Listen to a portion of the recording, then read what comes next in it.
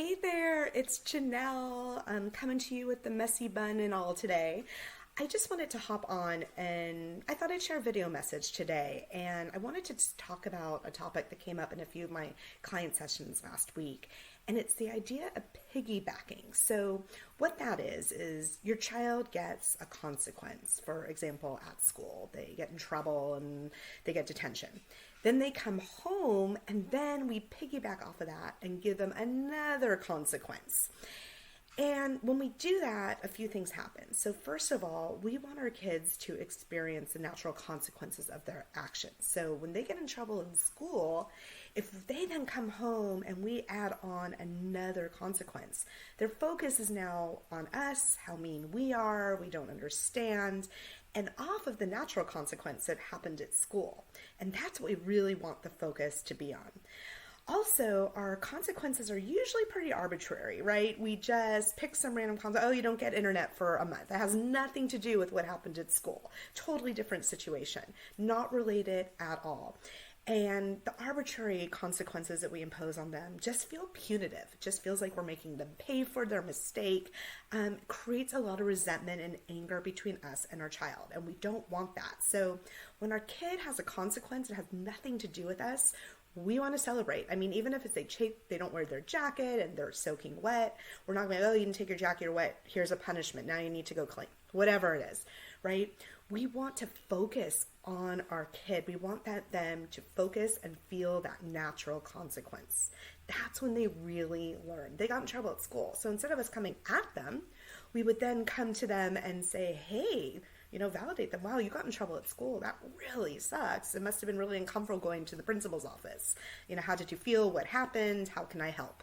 Okay, you need to write a letter. Do you need help with that? Right? What do you want to do next time? So tell me what happened. And then they tell you what happened and you talk about problem solve. Okay, well, next time someone upsets you at school, how else can you handle it? Because you don't want this consequence again. How can I help? Right?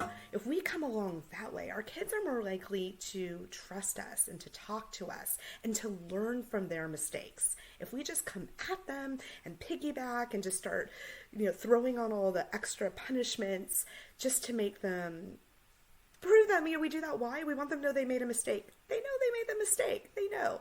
So we don't need to take that extra step. It just takes the focus off the natural consequences, puts the focus on us, harms our relationship, and it keeps us from being able to actually help them solve the problem and learn how to do things differently. Okay?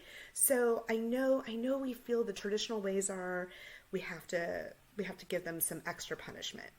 But it really doesn't help, especially when the child has already experienced natural consequence.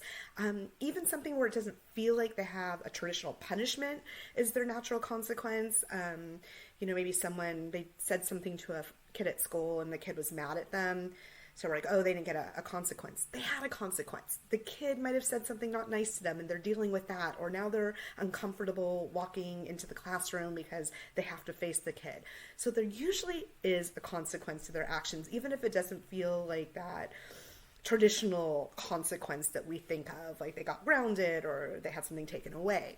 They are living with some consequence and they're trying to work through it. And so the more we can focus on them experiencing that, helping them through it and develop the skills they need, the better those natural consequences are going to work. Okay? And better our relationship is going to be, and the better we're going to be able to actually sit with them and help them through these moments, which is what they really need from us, not to make them pay for things. So anyway, that's my little spiel on don't piggyback, and hope you found this helpful. And that's it. Have a great day. I'll talk to you later.